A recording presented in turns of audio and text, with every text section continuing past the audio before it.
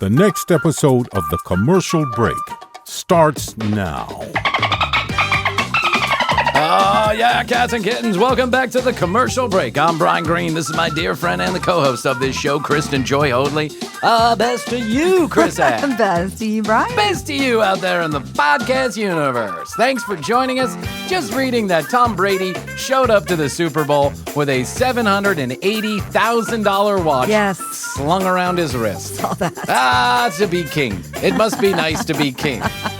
Isn't he also now the co-owner of one of the NFL teams? I think he is. Wow. Yeah. It must be nice. It must be nice to live a day in somebody's shoes where you don't have to worry about negative account balances, or children taking all the food out of your mouth, or, all the stuff that we all worry about here down on the floor. Yeah, down near the smoke. You know they say stop, drop, and roll? I feel like that's most of us. Stop, drop, and roll. That's what we do. Yes. Stop paying your bills. Drop anything that matters to you. BritBox. Yes, and roll right into bankruptcy. Whee! That's what it is. I do get a little verklempt sometimes when I see somebody wearing a $740,000 watch, and I think to myself, I have negative $740 in my account right now. If I could just borrow that watch, take it to the pawn shop for a couple days, I think I'd be okay. I think so. Just give me $100,000, Tom. Here's my plea to you, Tom. Listen. I know I knocked your analyzing of the game a little bit, but what's a little criticism amongst friends? I'm trying to make you better. I'm trying to help. What I would really like is just an invite to that island you live on, whatever that place is. I think he lives down. I went down to Brady Isle. Brady Isle. That's right. I'd like to go down to Brady Isle for a couple of days. If you could loan me $100,000, that before you die, I promise I will do my best to pay back. And could I borrow the watch for a few days? I'll bring it back just how I found it, but probably it will be something I bought off a Somali pirate in Barcelona. Listen, Tom, we're buds. We know each other well. I invite you to come on the commercial break anytime. Let me tell you about this. Let me stop talking about Tom here because I'd like to talk about something that I heard in the podcast news. There is a rather well-known podcaster, not going to name her because I'm not here to talk shit about other creators, and I'm not here to step on other creators' game, however that game may be played. But there are a number of ways you can make money in this industry. You could sell subscriptions like Krissy and I once did. I think we got to a total subscriber count of 3. 2 of which were my family members. Yes. So I think we got 3 subscribers. We quickly threw that idea out the window because we didn't want to make more content that wasn't going to be consumed. Why do that? Well, the funny thing to think about now, though, is that when we tried that, we were only doing 1 day a week. Oh, yeah, that's true. We were just doing 1 show a week. And then we were trying to put together a second show and struggling mightily to put that second show together. If 4 days a week is an indication of just how terrible we are at this show. We don't do this because we want to. We do it because we need it to sell to advertisers. I'm kidding. Kind of. So there's a subscription base. You can do that. There is the advertising model, which we subscribe to because it doesn't require you, the listener, to take any additional action except for listen to the sponsors. And quite frankly, for now, I think that's the best way to do it because it's not a heavy lift. It's not a heavy lift for the listeners. It's not a heavy lift for us. We just, read some advertisements on occasion, companies that we would do business with or do business with. Then there is the model where you can have a business that you sell to the audience, like a course or a manual or merch or whatever. We call that pitching your audience. You can pitch your audience for whatever it is you want to sell to them and then make a cut off that. That certainly is another business model. Then there's the business model where you have adjunct content that then you sell to streamers, like, some murder mystery podcasts, true crime podcasts. They will sell their ideas to Netflix and to the streamers. Oh, right. I've noticed there's quite a few of those getting turned into actual Netflix shows. Yeah. Or Hulu. Yeah, and like we're in one of those we have what's called a 360 contract with our talent agency, which means that any adjunct stuff that would happen, they would be responsible for pitching and getting a cut of or whatever. But what adjunct material is going to be made from the commercial break? A series on Brian's 15 minutes with Chopper Johnson? I don't think anybody's buying that. Though it would be a good series, and I should write it. I should write a series based on my time with Chopper Johnson. Actually, that might be funny. I got an idea now. Anyway, so those are the ways that you can make money, and there's probably other ways that I'm not thinking about. But one of the ways that I had never thought about, but I had heard sometimes happens, is selling space on your show in the form of guesting. So charging a guest to come on and be in front of your audience. Now, where does this make sense? You're probably saying to yourself, why would, I don't know, Ari Shafir pay the commercial break to come on? Well, he doesn't, clearly. Quite frankly, it would be the other way around if it was anything. Yeah, we would have to pay Ari to come on our show. Yeah. But to make it clear, we do not pay for guests. They do not pay us. Because if they did, or if we did, I would have to tell you that, because that is what the FCC requires. If this is a commercial, if time has been paid for, and you are actively pitching something, anything out there, the FCC requires now, it always has, but now it's coming down hard on creators. It requires that you indicate that that is what is going on inside of the episode. So that is why when you hear me read a commercial, I don't have to do this, but I do. I say this episode is sponsored in part by, because I want you to know that this is commercial. You're not dumb. You're going to know if I'm pitching you something. But I read a story about a podcaster who's kind of popular, charging $10,000 per guest to come on their show. Really? $10,000. So, this episode is sponsored by Krissy Hoadley. This episode good to be here. Yeah, thank you. I need to check before we air this, but I'll let you know that. 10 fucking what buckaroos. What guests are we talking about that paid this? CEOs of companies, senior vice presidents of companies, marketing various products or services, I'm sure, to people like B2B businesses and stuff like that, I think is where that would probably make the most sense. I don't think you go on and sell air mattresses on any podcast, right? You would do that inside of commercial time, because you're not going to just accept the guy from Purple coming on here and talking for an hour about his mattresses. You're probably going to tune that out real quick. So it probably makes sense to sit down. And I also don't want to, again, I don't want to bust on any other creators, modes of making cash, because it's really hard to make money in this business. And so if that's the way that you do it, fine. But I think the big rub is, I think what the podcast periodical that I was reading is trying to point out is there's no indication that that's what's going on inside of the show. No one's saying that out loud. And so, in fact, it's one long commercial, but no one tells you that it's one long commercial. Really? Yes. Now, I went and listened to an episode, and it's clear I think there are a lot of guests on this show, and I'm not 100% sure every single one of them paid to be on, because some of the guests, I don't think they would have to pay to be on. Right. And I don't think that that's the game. And again, I'm not going to get into specifics, but some of them, it's clear that they are pitching a service and that the host is going along with the most rosy-eyed version of what's going on. They're essentially blowing smoke up the ass of the guest, which we also do. But again, we don't pay anybody to do that. We're just nice people. No. We just like to be nice. I don't like confrontation, okay? Except unless it's you, the listener, and I'm just yelling in the microphone. That's the kind of confrontation I like, the one where you can't talk back to me. But this just got me thinking, wow, $10,000 an episode. Imagine if we made $10,000 an episode for a guest to come in here. I mean, we do like 6,000 episodes a year. Carry the one forward, the zero times 6. We would be making $600 a year.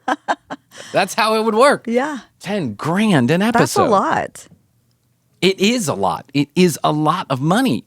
And you must be They must have a really good audience that And buys they're all not- kind of shit. I know, and they're not telling the audience that this is paid. There's no indication anywhere inside of the episode that this is a bought and paid for episode. It's like those commercials you see after Good Morning America. Oh, well, I was going to say it was the news, the two news people. Yeah. What did I used to call that at Clear Channel? I made up a word. Oh, advertorial. An advertorial. An advertising editorial. It's like, it feels like it's organic, but wait, why is she so excited about that brand new egg beater at 2:00 in the afternoon? Yes. Oh, because it's a whole commercial for the egg beater. But it looks like your local newswoman who's just telling you about great products and services that you need to know about. But no, it's all paid for. It's bought and paid for by the people who are featured on that showcase. That's how it is. But now on television, you will clearly see at the bottom somewhere, even in tiny print, this content bought and paid for by whomever. You hear this on radio a lot on the weekends, like on talk radio. You'll hear a tax guy talking about tax implications, giving you some content that's actually good for you, like that makes sense. Like, oh, I could use that tip, or I could use that trick, or whatever. But then they're telling you to call their office to make sure that they, you implement that the right way by using their service. Okay, got it. But again, there's always an indication that it's that time is bought and paid for. Here, there is no indication. And it's, I'd say it's ruffling some feathers. It is illegal. Yeah. Yes, it is illegal. It is illegal by the FCC standards. Well, let's put it this way. It's against the FCC rules. You can be fined. Even when you're a podcaster and you're not using public airwaves to do this, you can still get fined if you're misleading people as to the nature of what's going on. So interesting to follow up on. And just to let you know, the commercial break is now open for business when it comes to guesting. If you have a business and you would like to pay us to be on air, no shame in our game, especially if you have a private plane company, a travel company, what else do you need, Krissy? What do you need? A private driver. Private driver company. What are you looking for, Tina? New socks on a daily basis. A sock company. Bombas, you got an hour of time. And by the way, no $10,000 charge here at the commercial break.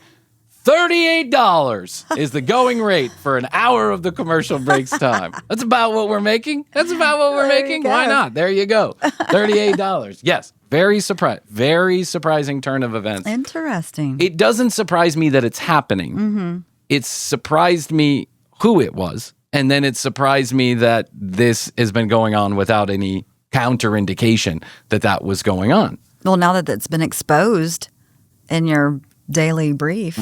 Would you be bothered if your favorite podcast then came on and announced that all the people we have had on have been paying us to be on?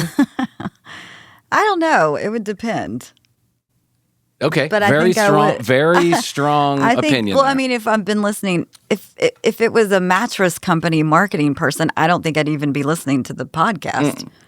But I guess it would depend. Is it Will Ferrell no. that paid? So maybe I wanted to listen to what he had to say. Yeah. I don't know. Okay, no, that's not that. It's not celebrity. It's not like we have like comedians and celebrities and stuff like that. Yeah. It is definitely almost all business oriented, life coaching oriented, Okay. get your shit together oriented. It's one of these rah rah sis boom bah, wake up in the morning and start your day off right. Unlike the commercial break. Yeah, I was going to say I don't listen to those. No. You listen to us at the end of the day when your life is miserable and you know it. Yeah. Do you know what I'm saying? That's when you listen to the commercial break. You're like, okay, I listened to what Mel, whatever, Robbins in the morning, and now I'm listening to the commercial break. And I realize that Mel is full of shit. My life's always going to suck. Brian will commiserate with me. Yeah. Brian will let me know what the skinny is. Yes, I will. I'm not going to sugarcoat it, kids. I'm not going to sugarcoat it. Life sometimes can be funny, and it's not always roses. I'm just sharing that with you. But just know that at least we're not paying anybody to, at least no one's paying us to be on the show. When I say no one, I mean no one. No one is paying us to be on the show. Not yet, but we're looking forward to that day. We're going to start a second show called The Commercial Breaks, and it's just going to be all commercials. It's what it's going to be. And then you can listen to it. I'll just beg you to go listen to it just so we can get some listeners, so we can get people to pay it. I thought about, for a long time, before we had actual commercials, I thought about doing my own like funny pretend commercials. I thought that would be the commercial breaks inside the commercials. And now but we never did that, right? Never. We never put parody commercials in there. We did bits at the beginning of the show. Yeah, that took a lot of time, energy, and effort. Coming up with those ideas took a long time, actually. But now when you ask ChatGPT what the commercial break is all about, you will get an answer that is very flattering to us, but also is pretty far off the nose from what we actually do. It's like the commercial break is known for their parody commercials inside of the actual commercial break. I like that. Breaks. We're fooling AI. We have fooled AI completely. Yeah. Some AI don't even know our names. We're like, I like it. Yeah, it's like a source of pride. Mark Hamill and Harrison Ford host the commercial breaks. The commercial breaks. Yeah, that's what that one guy said at your conference. Oh yeah, the commercial breaks. Oh my God, that guy. I'd like to introduce Bryan Green from the commercial breaks with over 35 viewers per YouTube episode. And I was like, what are you fucking talking about? Who is he? The commercial breaks is a very informative podcast. You should listen to it. I've been listening for a long time. Really, if you want an interesting conversation, you want to learn something, tune into the commercial breaks. And it's like, what are you fucking, you nudnik? If you're going to have 4 guests on a panel, at least get their bio right. Yes. At least get their bio right. Me and the guy next to me just sat there, and it was all we could do to just, like, get through it. Number 1. Number 2, there were barely anybody in the audience anyway, so it was like, who fucking cares? No one's listening to this. All right, we'll talk more about AI, Krissy and I's trip to see Bill Murray and the Blood Brothers, and my interesting weekend and my brother's engagement party. Oh, yes. Let's take a break. We'll be back. Okay, here we are back in studio again. Krissy and I, back to the way it was, Krissy. I know. Ashes to ashes, dust to dust. All the people around us keep leaving. What are we going to do? What do we do? It's just like, Yeah. I think I've learned that the commercial break is just really, it's about friendship, Krissy. It is. Yes, it is. It's about friendship. And all our friends keep leaving. What are we doing wrong? I don't know. Whatever. No, I do want to address this because people have been emailing and texting and calling and they've noticed that Christina is not in the liners anymore and that Tina has been here helping us with the cameras. So let me pull down the curtain just a little bit. I'm going to share a little bit of information. I'll address this once, and then we will move on with life, all of us together. So Christina has moved on to greener pastures. You are right. She is not here at the show anymore. There is no big nefarious drama. There is no secret. Christina is not sick that I'm aware of. She is not hurting. Nothing has happened to her.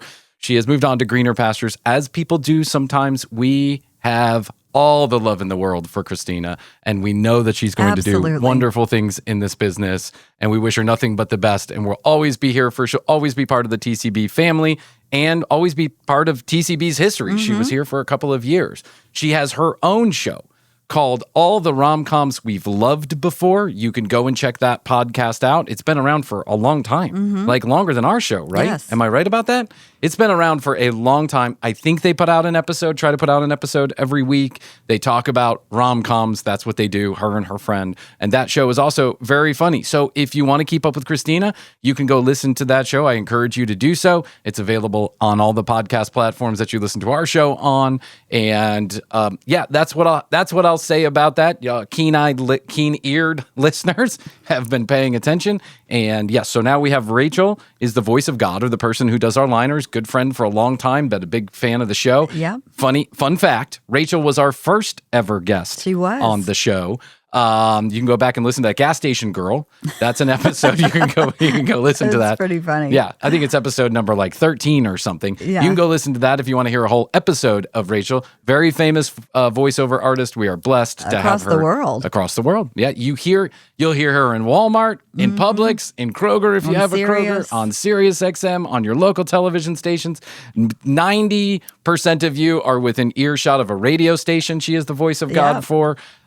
So she is very famous at what she does, and she happens to be a good friend of us and of the show. So she has agreed to do the liners under distress. But, hey, listen, we had to convince her somehow to do it. And so I said, I will release the pictures that I have in my phone from us 10 years ago if you don't do our liners. And she immediately had liners to us. That's the way we roll. Maybe that's why we don't have any friends here at the commercial break. I do everything like blackmailing people. So she is the voice of God. And of course, you've heard Tina here in the studio. She is helping to produce the show because, Bryan set the studio up so that so that everything I need is 10 feet away. With the new studio setup. Yes, that's right. And Tina, also a good friend of the show, been here for a long Yes. time. Those of you who listen know that Tina has been on many times here on the show. She's filled in for Krissy when Krissy had to take some time off. So we thank Tina for being here. And again, all the rom-coms you loved before, if you want to keep up with Christina, please go over there and listen to her show. I'm sure she would appreciate it. And it's funny. So go listen to it. Okay, that's that. So yes, Krissy. Bryan. You told me I should get ChatGPT, and that's exactly what I did. Okay. I had a different AI program on my phone that I don't use very often, but on occasion I'll go there, and I mainly ask about the commercial break because I don't know anything else to ask it. Like, I'm not looking to solve some complicated problem. Yeah. I'm not looking to dig in any worldly events. It doesn't need to, I'm not a biochemist. I don't need it to solve complicated cancer questions. It's just a tool. It's a thing. It's fun for me. I'm an old man. What do I need to ask GPT about? But I decided, why don't I ask GPT about my favorite subject, the only subject I know about, the Commercial Break Commercial podcast. Break. Would you like to hear what it has to say? Yes, What should we please. ask ChatGPT about the commercial break, do you think? Is the Commercial Break podcast funny? Is the Commercial Break podcast funny? Question mark. It's thinking. It says yes. Oh. First word, yes. The Commercial Break podcast is known for being funny. Okay. It's known for being funny. No, it's not. Okay, but we'll take it for its word. Hosted by Bryan Green and Krissy Hoadley. Got it right. Oh, okay. It's an unscripted, more than you know, comedy podcast featuring absurd stories, pop culture commentary, and hilarious takes on random topics. Their chemistry and off-the-cuff humor makes it appealing to listeners who enjoy lighthearted and often outrageous conversations. Outrageous. We are outrageous, Krissy. Two old people sitting here and musing about the days gone by. It's so outrageous. Ooh, he did drugs once. Ooh, scandalous. If you like spontaneous, slightly irreverent humor with a mix of pop culture and personal anecdotes, you'll probably find it entertaining. Would you like recommendations for episodes to listen to? Oh, wow. Yes, please recommend some episodes from the Commercial Break podcast. Let's see. I'm interested to see what it comes up with. It's reasoning. It's currently reasoning. It's thinking. Confirming podcast details. Wow. Okay, it's keeping us informed of what it's doing. Providing episode recommendations. Here it comes. Uh-oh. I bet it recommends episodes from a different podcast. $1,000. Clarifying episode details. Oh. Wow. It's really out there. I don't have any detailed episodes that are must listen for the commercial break. Well, it's being truthful. Yes. Is the Commercial Break podcast a popular podcast? Question mark. Because I want to know that answer myself. I'm still trying to decide whether or not we're popular. Evaluating popularity, assessing popularity. The commercial. It's being so politically correct. The Commercial Break podcast has developed a loyal following within its niche.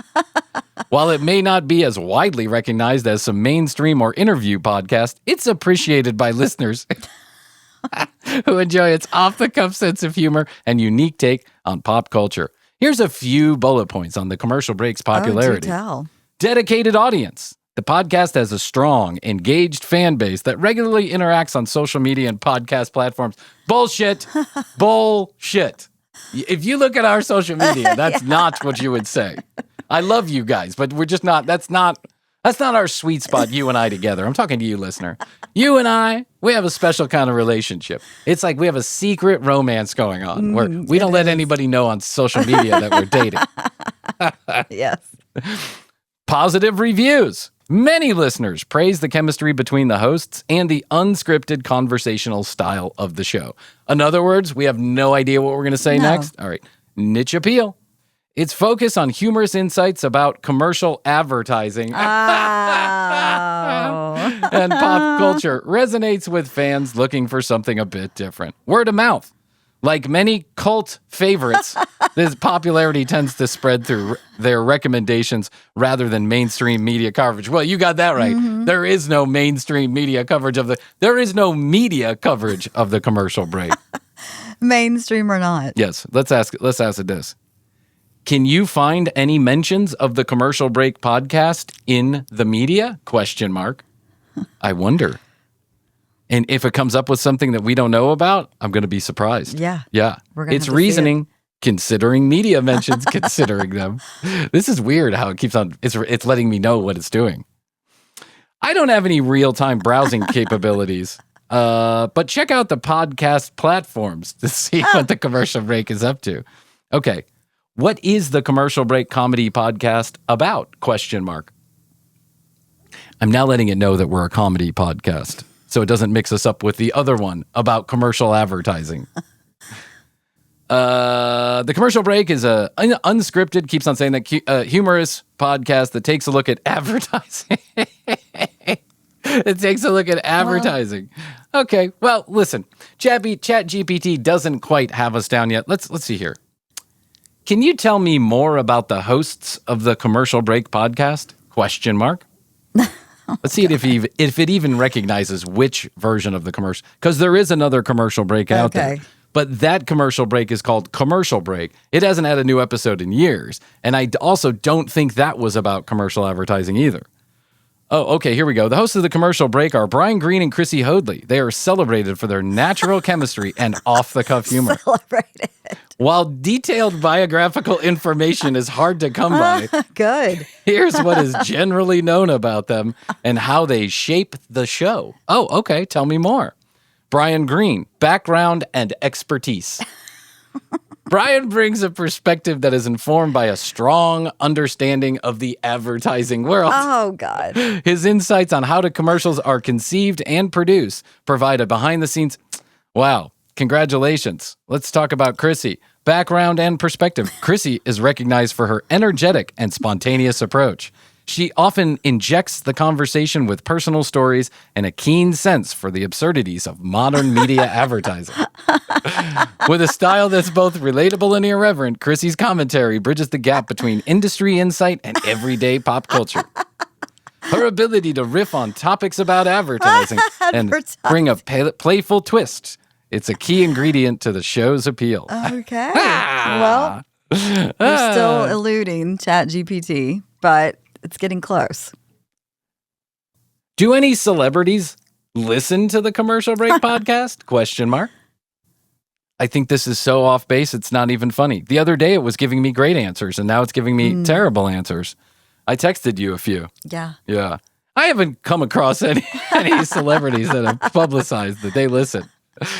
There's no readily available information letting you know. Okay, let me ask this. My friend Jeff has a podcast called Classic Conversations. And Classic Conversations is a good show, but I think that there are just a few less people listen to it. So let's see if a unique name gets it more accurately. Can you tell me about the podcast Classic Conversations? ? Reasoning? Checking podcast info? Searching for public details? Clarifying details? I couldn't find a definitive... Okay, all right. It doesn't make me feel that bad. That, It just doesn't get podcasting right. Let's see this. Is the Commercial Break podcast better than Smartless? ? It's going to tell me that it doesn't want to compare the two. It's going to say, well, I can't compare the two. Determining whether or not the Commercial Break is better than Smartless ultimately comes down to personal taste. Yes, it does. Okay. Which podcast is more popular? ? I just want to know, like definitively. ChatGPT will give me the answer. She'll talk straight to me, Krissy. She's not going to bullshit me. Popularity can be measured in several ways. Audience size, media coverage, and social media buzz. Smartless has mainstream recognition and gained widespread attention. Media coverage. The podcast has been featured in major media news outlets. Audience reach, with a diverse range of guests and format that appeal to both casual listeners and celebrity enthusiasts, Smartless attends to attract a large audience. The Commercial Break has niche appeal. While it has a loyal and dedicated fan base, the Commercial Break caters to a more specific audience. That's true. Less mainstream exposure. Its content and focus on industry-specific humor. What? Community engagement. The podcast is well loved within its niche, but its overall audience size is generally smaller than the Smartless. That's one way to put it. Overall comparison. In terms of mainstream popularity, Smartless appears to be more popular due to its celebrity draw and larger media presence than the broader. And the Commercial Break, on the other hand, shines in a very specific niche with dedicated listenership. Thank you, dedicated listeners, Yeah. by the way. Thank you, dedicated listeners. What? We really appreciate it. What are you sighing I'm about? just bummed out that ChatGPT doesn't. We don't have a Wikipedia page yet. That kind of bums me out. I wish somebody God. would start a Wikipedia page for us. No. Just so we could feel like we've done something with our lives. Like if it's not on Wikipedia, then what is it? And if ChatGPT doesn't even understand what the Commercial Break is about, I bet if I ask it any question about any episode of Smartless, no knock on Smartless, I like Smartless. But I bet if I ask it a question about any specific episode of Smartless, it would get it right for sure. Well, that's a good thing to ask. Hold on one second. Let me ask it this. Let me ask it. Let's see how in tune it is with the actual podcast universe. Can you summarize the last episode of the Commercial Break podcast? ? Let's see if it can get it right. If it does, then we know that it's at least Listening? listening. That's right. At least someone is out there listening. His name is Chat. On February 10th of 2025, the Commercial Break put out an episode called The Great Ramblin' Raft Race. Okay. All right. It's listening. Yes. Discusses water rays and touches upon the drama surrounding It Ends With Us. For more detailed information, please go listen to their official website. All right, it's listening. When I asked it about you the other night, it says Krissy Hoadley is the co-host of the Commercial Break podcast, and she plays a key role in the show's dynamic and success. Known for her quick wit, humor, and candid personality, Krissy is the perfect complement to Bryan's style, making their chemistry one of the highlights of the podcast. She brings relatable, fun energy to the conversation, often balancing Bryan's banter with her own unique insights and comical commentary. Before becoming a podcast host, Krissy worked in media and entertainment industries, and her experience in this field shines through in her ability to gauge with various topics from pop culture to current events. She often brings a fresh perspective to the discussion, whether she's chiming in on trending topics, sharing her personal experiences, or just having a laugh with Bryan. Krissy's down-to-earth, unfiltered, and she's a favorite among the podcast Wow. listeners. Thanks, Chat. Right? Okay, so when That's I very asked, favorable. that is a very favorable review of I know. you. I'm kind of blushing. Well, I think it's kind of accurate. Sitting in this chair, that's how I see you, right? That's sweet. It is very sweet. Thank you, Chat. You're very sweet. And here's what it said about me. Bryan Green is one of the hosts of the Commercial Break podcast. He is known for his charismatic and comedic personality, which plays a big role in the show's success. As a co-host alongside Krissy, Bryan brings a mix of humor, sharp wit, and a laid-back style to the podcast. As you have your leg propped up Yeah, on I the do table. have my leg propped up on the You table. look laid back. Yeah, I look laid back. His ability to engage in spontaneous, often humorous conversations about a wide range of topics is a key element to the show's appeal. Before the Commercial Break, Bryan worked in various areas of entertainment industry, which likely contributed to his knack for storytelling and commentary. His background in comedy and media is evident in the way he hosts the show, often using clever humor to bring out the best in his co-host and his guests. In addition to being a podcast host, Bryan is involved in other creative ventures and businesses. I love it. He is also known for his podcasting expertise, with his ability to navigate the media world and handle the show's dynamic with ease. His personality makes listeners feel like they are eavesdropping on a fun conversation between friends, which is one of the reasons the podcast has gained such a loyal Well, that's very and favorable niche too following. for you. Yes, I think it is. So here's my question. Why asking the exact same question to ChatGPT gets such wildly different answers? Yeah. Why do you think? I don't know. Still learning and This growing. is why we need to be careful about AI. Because it doesn't know anything. Well, bam. Krissy is informed about media and advertising because she was an advertising executive. Whoopee! She worked for WME, the largest advertising company in the world. She was the president. Wee. Bryan and Krissy's witty and often humorous banter about the media landscape makes The Commercial Break a fan favorite with 3 to 4 listeners. Compliments all round, Krissy. Niche audience means tiny. Humorous and irreverent means not so funny. Whoopee. Off-the-cuff answers means you don't know what you're talking about. Whoopee. Yes, this is all true. It means clueless. Whoopee. I can spin bullshit better than Bryan. Whoopee. I can make anybody sound good. Well, hey, listen. It can't read. I don't think it reads the internet. Does it read the internet yet? I don't know if ChatGPT is at the point. You remember when ChatGPT first came out and it said anything that was anything on the internet before this date, Yes. it's not going to have access to, right? But I think it might be like more up to date now. Well, clearly the search engines themselves are using AI to go out there and search. And AI and other AI tools that I have used have done an okay job of like summarizing some of our episodes, and like they do it in a like kind of a humorous way. The one thing that I will share with you that I've shared with Astrid about The Commercial Break is that I don't think it's ever going to be a AI podcast because AI has really not got a great sense of humor. So Right. we use like an AI platform before we brought on our video editing staff, who are wonderful, by the way. Weplash, check them out. You need any information, you text me about our video editing services. The video editors who do our show is a company, and we have our own dedicated team on that company. But if you want any more information, just let me know. They're wonderful. But we used this AI service, I won't mention it, before we hired Weplash. We used this AI service to cut up clips using AI. And it got it so wrong every time. The beginning of the clip would be awesome, and then the end of the clip would be anything but funny. It would be like me rambling for 4.5 minutes. And it's like, that's not a clip. That's just Bryan killing airtime because he has 4 episodes to do this week. Yes. It's hard. It's hard to cut clips. You have to have a sense of humor. Yeah. And you have to understand the sense of humor of the show. It doesn't do a good job doing that, obviously, because it thinks we're an advertising show. It thinks we're about advertising.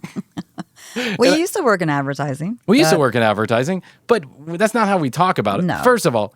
Second of all, I guess you would be remiss probably to think we talk about advertising, given that the last episode of this show was talking nothing but advertising the entire episode.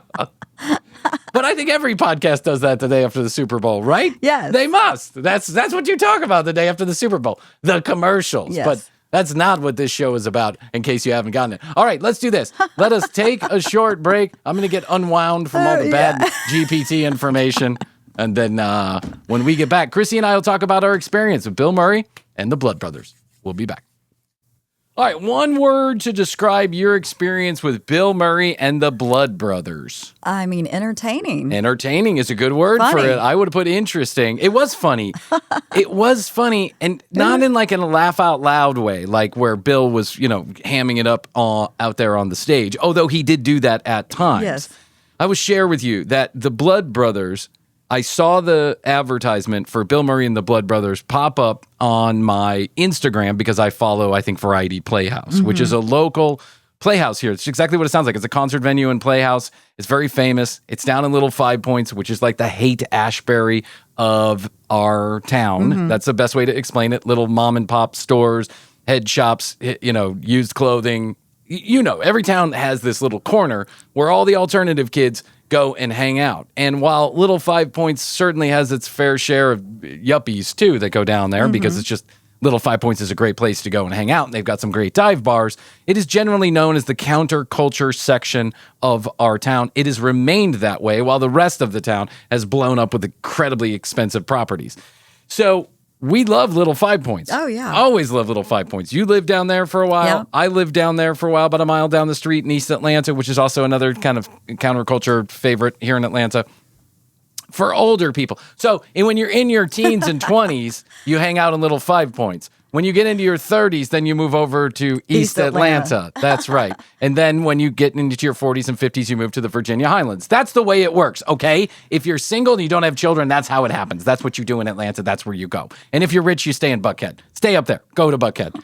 Nana, boo-boo. All right. So we see this advertisement pop up, and it's like 2 days before Christmas, and I decide Blood Brothers is right. My entire family loves Bill Murray. My dad has kind of like put us in front of the TV to watch Bill Murray when we were kids, and I remember my dad laughing out loud at a lot of Bill Murray stuff. Oh, yeah, he's so funny. He is. And I think of Bill Murray when I think of Chicago. I think of Bill Murray, Chicago Cubs. He's often there at the games, sometimes singing and the seventh inning stretch. Bill is an interesting character who doesn't have a phone number, he has an email address, but it's Yahoo, so we already talked about that one. He's a guy who's like hard to get a hold of. He's a very interesting human being. He shows up at random weddings, at bars. I've had friends that have met him in like random places. He will literally crash weddings. He like lives in Charleston, has some property there, and he will crash weddings in Charleston. He'll show up and be the guest of honor. I mean, he's just that guy. He loves a good party. He loves a good time. He goes out there. He experiences the world. With every artist comes drama, and I don't want to get into that part necessarily, but when I see Bill Murray and the Blood Brothers, I think we have to go do this. We have to go see Bill Murray in person in a tiny little venue called the Variety Playhouse. It fits about 1,000 people. Yes. This is going to be fun, regardless. There's one of two things that are going to happen musically. It's going to be a total shit show, or we're going to be blown away at the musical prowess of Bill Murray and his Blood Brothers. So my dad and my brothers and I were all going to go, a Christmas present that I gave to everybody. But my dad, unfortunately, had something else to do, and so he told us well in advance that we couldn't go. And while I tried to sell the ticket, it didn't happen for this reason or that reason. And the day of, I'm sitting here with Krissy, and I'm like, "Why not? You heard it on air here." Well, I'm a huge fan, and I didn't even know he was coming to Atlanta. You actually gave me Bill Murray merch one time for my birthday. You gave me a candle with Bill Murray on it. Right. You also gave me a magnet that still sits on my refrigerator today from Stripes, Bill Murray Stripes magnet. Okay, so you get it. We're Bill Murray fans. So we all meet down there at the Variety Playhouse a couple of nights ago, and we go into the venue, and there is opening band to which we don't see a lot of. What's that name? Tisha Mingo? Tisha Mingo. Tisha Mingo. They've been around for a long time. I know. I was familiar with the name because they like traveled around playing the Brandy House here many years ago. Yeah, they've been around for like 20 years. Yeah, they were playing acoustically up there. Whatever. Like no one. The crowd didn't seem too excited about that, and I wondered why, because I thought, well, we're going into a Bill Murray concert. Yeah. I expected the crowd to be really charged up and hip. Even though it was sold out, it wasn't very crowded. It was like we stood in the balcony, and we had no problem finding space. Yeah. And sometimes at the Variety Playhouse, that place gets packed. Like human to human, you can't move. So either they purposefully didn't sell more tickets because that's the way that the band preferred it, or a lot of people didn't show up. A lot of people bought tickets, but they just didn't show up. I would say if it holds 1,000 people, there were probably 700 in the facility. That's my guess. But right in front of the stage is just open. There are no seats right in front of the stage. There's a good, 40 by 100-foot square where there's nothing. People just stand there, and it certainly is filled in there. So 15, 20 minutes go by after Tisha Mingo comes out. We're sitting there getting drinks, talking, laughing, and all of a sudden, Kid Rock shows up out of nowhere. And when I say Kid Rock, I mean you would have been excused if you thought for 1 second that this guy wasn't Kid Rock. Look-alike, yeah. He was a doppelganger. And when I say a doppelganger, I'm talking down to the gold chains, the silly hat, and the damn white, glaringly white high tops. He was everything Kid Rock. Long, stringy hair and all. Redneck voice, the whole 9 yards. He came out and he's like, "Y'all ready for Bill Murray and the Blood Brothers? I'll be right back." And we were like, "Oh, okay, cool." And the crowd did nothing. The crowd was like, "Woo, woo." Well, as I start to look around, Krissy and I are talking, as I start to look around, I realize the average age of the attendee here at the Bill Murray and the Blood Brothers event is 67 years old. Everybody's sitting around us. There's like we're standing in the back in this empty space that's you can, like, there's seats, but there's like 10 rows of seats in the balcony and then just this big empty space Where where they have people tables, can stand. high tables. Yeah, bar tables. Mm-hmm. As I look into the crowd of those people that are sitting there, I realize they're not getting up because they can't. They don't have their walkers with them. It is unbelievable how old the crowd is. It is really old. Guys in suit shirts with ties. Yeah, that's right. Yeah, or the what I call the Atlanta uniform, which is some kind of white shorts with a polo shirt, like a bright colored polo golf shirt tucked in, and a big old brown belt with, penny loafers on. That is the Atlanta out uniform, and there are many older gentlemen wearing the Atlanta uniform, the Buckhead uniform. So now I realize, I get it. I'm putting my finger on the pulse of the crowd. The finger of the pulse of the crowd were guys my dad's age who wanted one last hurrah. Yeah. Do you know what I'm saying? Let's call that drug dealer we haven't used in 3 or 4 months. Let's get away from the children that probably have already left the house because they're at college or whatever. Let's get some blow. Let's get a couple beers, and let's go laugh at Bill Murray. Let's go have a good time with Bill Murray. Yeah. That is the vibe of the crowd. Now, I'm not saying everybody at the crowd was like that because we brought the average age down probably by about 10 years. And that's saying something. When we walk into a room and bring the average age down by 10 years, you know it's an older crowd. But after like 10 or 15 minutes, after this guy says, we'll be back in just a few minutes, all of a sudden, the band starts walking out. And the band, the Blood Brothers, is a typical blues review band. That's what they are. It was. There was about 8 people in it. There was double everything, double guitars, double bass, double drummer, double keyboards, double One harmonica, sax. one saxophone. They should have had double saxophone because that guy was good. Yeah, he was really good. And they start playing a number of bluesy rock and roll tunes. I would say like Chicago blues is probably the best way to describe the kind of blues that they were playing. Just like a rock and rolly type blues. Yeah, it was fun. It was good. It was good. It was fun music. I would say that anywhere else in America, this was a $10 cover band. Do you know what I'm saying? Yes. Like you would walk in, pay $10. This band happens to be playing at a bar that you like to go to. This would have been like a Northside Tavern band. Yes. This would have been a band you would have seen at a, medium-sized bar. They would have been there on a Friday night. Really talented, very good at what they do. But the music caters to a certain crowd. And that crowd is drunk and high on cocaine. That's what the music caters to. This is not, you're not seeing Chappelle Roan here, Yeah. Okay, all right. I just want to, I don't want to knock the band, but I also want to be accurate about my description here. But some of the tunes are okay. They certainly know how to play their instruments. And one drummer is playing rather well. He's got one drummer and he's going, but there's another drum set. And in between the drum set, there's a set of congos, like the big, bongos, the big bongo drums. Yes. So after the first song is played, I'm like, where's Bill Murray? We're all thinking. Well, I was like, is that him? Is he the keyboard player? Because he's fat. Yeah, Bill got fat. The keyboard player's huge. Now he's wearing glasses and he's got a bald spot. And we're going through the members of the band, all of which are of a certain age, except for one of them. And it's like, is that him? Is that him? Is that him? But none of them are him. And we're like, where is Bill Murray? When the second song starts, now Bill and the second drummer come out, and Bill starts doing the bongos, like one hand at a time. When I say rhythmless, he's kind of getting it right, but it's clear there's probably no microphone to those bongos. Yeah. He's hitting it like... He's hitting it very slowly, and he keeps looking back at one of the drummers, I think in hopes that the drummer would give him some kind of cue, like, yeah, you're doing good, or yeah, get on this beat, or do that, and the drummer keeps pointing to him, and he's picking up different percussion instruments like the washboard or the cowbell or whatever, He's definitely tambourines. doing the cowbell. And what was the one where you're sliding it and the cheese grater type The cheese thing? grater type of thing. Well, it's called, if you had it on your chest, it would be called a washboard, Yes. but I don't know, zzzt, Yeah. zzzt, zzzt. And you can barely hear it. It's there, but you can barely hear it. When he plays the tambourine, you can hear it, but the room's small enough that you could hear the tambourine anyway, even if there was no microphone. There was no amplification to it. Basically, you quickly realize the following.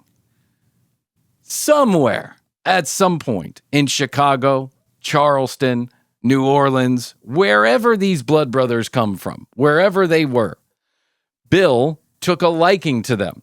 He saw them and he loved the band. He was drunk. I don't know if Bill drinks or does drugs. He was in some state of musical euphoria about the Blood Brothers. And afterwards, he approached and said, "You guys are great. I love you guys." To which they say, "Fantastic. You are one of the 3 people in the crowd tonight." And Bill says, "I can change your fortunes. So here's the deal. Why don't we go on tour? You can put my name on the bill. I'll take the private plane. You take the U-Haul truck. I'll stay at the Ritz-Carlton. I'll see you at the Red Roof Inn. You guys load in. I'll show up 5 minutes before the show starts. You guys keep most of the money. I've got that movie cash. I've got that Yahoo cash from commercials. Don't worry about it." He made a deal with them to say, "I will help you sell tickets." He had some kind of aspirations of being in a band. He clearly did. So he latched onto this one, and hey, he's having fun. Yes, he he's like having fun. A great time. Listen, the guy's 74 years old. Yeah. First of all, he dresses smartly for a 74-year-old. He doesn't try and dress like he's 22. He doesn't try and dress like, most 72-year-olds, which they have a uniform too, like dress pants, socks and shoes and some kind of, stuffy shirt. He had like some weird colored shirt on with it was like a button-down kind of flowy shirt with pants. Some linen flared pants, linen flared pants that looked really good. Like he looked good. Like the guy looked good for 74 years old. And he did sing 3 or 4 songs, including the very famous cover of Like a Rolling Stone that now everybody has seen on the internet from some other appearance they made. And he sang it the exact same way, which is more like, it's like Bill Murray doing Bill Shatner singing a song. Do you know what I'm saying? That's the vibe that I got. But it wasn't the worst thing I had ever heard in my life. No, it was fun. And I think I was having a fun time with you and the brothers. That's what it was. Yes. It was a good time with the brothers. Krissy and I were dancing. Mm-hmm. We were making fun of everybody else dancing. We were having fun with Bill. Bill was pointing and doing shenanigans when he was not singing. He was not trying to be the center of attention. When he was singing, he was the center of attention. So he knew his place in the band too. So you got to give him respect for that. Yeah. He knew that these guys were the guys that are talented. I'm just here to sell the tickets. Mm-hmm. And if I'm the band, that's a deal I'm taking every day of the week. Of course. Because most blues bands are not going to see 5,000 seat venues sold out night after night after night. It's just not a form of music that's extraordinarily popular right now. So these guys have a real leg up on a lot of other blues musicians in that Bill is willing to put his name on the bill and probably gives all the money. He's going to sell tickets. Oh, he's going to sell. They sold out both nights here in Atlanta. I will say this. The crowd was kind of a dud. What did you went into the bathroom and you heard somebody talking about their cataracts? Yeah. I was times have changed what you hear in the bathroom. Usually it's cocaine, not cataracts we're talking about in the bathroom of a concert. But, so the crowd was a bit of a dud. It wasn't the most hyped crowd. At least where we were. I didn't spend much time down on the floor. I spent a couple minutes down on the floor. I just didn't hear the crowd really getting that much. Sometimes you can tell when a crowd has a lot of energy. That wasn't in the room. But it was also a Thursday night, in Atlanta. Maybe it was just the night. Maybe it was the vibe. Maybe it was the age. I don't know. But I will say, there were a few guys in front of us that clearly had gotten a hold of something. Those reels where it's like when the Molly kicks in or when the LSD kicks in? You could tell because they stood up out of their seats and all of a sudden they were staring at the wall. There was one guy who was like staring at the ceiling and standing up, and you knew the Molly just hit. That's what you knew it. You could see it. And he was probably 62 years old, and there were other guys that were it was just like It was crowd entertaining. was entertainment. It was entertaining. If you need entertainment, I would encourage you to do the following. Go to the local bar that's been around for a long time, where the average age is into their 60s, because those are human beings too, and they've lived a lot of life, and they're just trying to shake a couple more good nights out of their bodies, and they are hilarious. They need your attention. They need your entertainment. They're not dead yet. The boomers aren't dead yet, and they're letting us know. From the Villages to the Bill Murray to the Blood Brothers show, they're letting us know they're here, they're queer, and they aren't going anywhere, nowhere whatsoever. It It was entertaining. I had a Yeah. great time. I had a great time. I had really a did. fantastic time. Plus, it was the first time you and I had been out without, Yes. kids or Astrid in 10 years. Oh, my gosh, Astrid so couldn't long. go because she was watching the kids, by Yeah. the way. It wasn't like a... that sounded kind of weird. Astrid, I love you. First time we had been out, you and I, on Yes. an adventure in a decade. I know. In a decade. And man, was it a lot of fun. I really did have a good time. And I love your brothers. It was great. Yeah, they're great. Most of them are great, aren't they? They're all great. No, I'm I kidding. love them. Yeah, no, we had a good time. Blood Brothers saw the Blood Brothers. That's right. Actually, it's Blood Brothers, ... Bill Murray, because that's what you expect. But if he comes to your town, it's a relatively cheap ticket if you're not buying it on the secondary market, and it's 2 hours of entertainment. Yeah, it That's is. the other It's thing. fun. It wasn't very long. Like, it was an hour and a half, 2 hours. They knew. They knew that they knew the crowd out there couldn't handle much. Right. Yeah. The encore was Happy Birthday, by the way. Which was the funniest part to me. I was like, okay, let's go. Roll them up. Roll 'em up. Roll them up. All right. Thank you to Ari Shafer for coming in this week. We would appreciate it if you'd go check out his new special, America's Sweetheart. What an interesting and engaging conversation we had I with loved Ari. it, yeah. Couldn't have been a nicer guy. Honestly, could not have been a nicer guy. And he And his changed my podcast- perspective a little bit. And his podcast is good too. I've been listening to it. You Be Trippin' is much better than this podcast, so go check it out. I'll put a link in the show notes for you. AriShafir.com for tickets and access to his new special, which is available on Netflix if you're a subscriber for free. Go watch it. 212-433-3TCB. 212-433-3822. Questions, comments, concerns, content ideas, we take them all right there. Text us, we'll respond to you. We'd love to hear from you. Or leave us a voicemail, and you could be the next voice on the commercial break. Leave us a short voicemail. Don't get into it. Minute or two. Max. At the commercial break on Instagram. TCB Podcast on TikTok. TCBpodcast.com. All the audio, all the video right there on the website and your free sticker. And YouTube.com/The Commercial Break for all the videos the same day they air here on the audio. Okay, Krissy, that's all I can do for today. I think so. But I'll tell you that I love you. And I love you. Best to you. Best to you. And best to you out there in the podcast universe. Until next time, Krissy and I will say, we do say, and we must say, Goodbye.